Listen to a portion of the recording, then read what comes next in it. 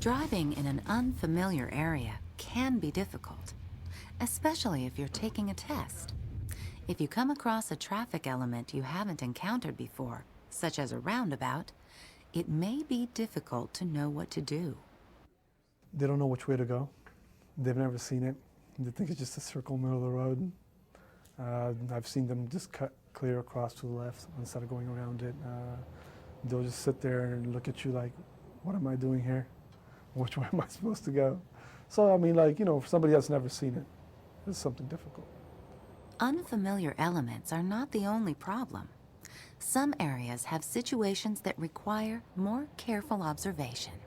We are located in a commercial area, but what a lot of people don't realize is that there is no speed limit sign posted anywhere on the road where this office is located. So they tend to go a lot faster than they should.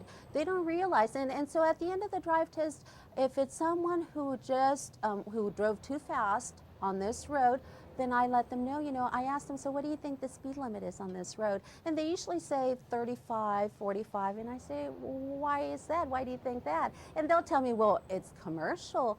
And I say, but where's the speed limit sign? And then they're like, well, I didn't see it. I say, exactly. So unless otherwise posted, the speed limit should be 25, right? And they're like, oh, right. Come out a little sooner and drive the area. Look what the speed limit signs are. Look at what type of intersections are out there. Is there a lot of pedestrians? Is there high congested areas? Are there railroad tracks? Are there different things that you may have to make certain adjustments for? Go into the area, drive around, get a feel of everything. It'll really help you calm down.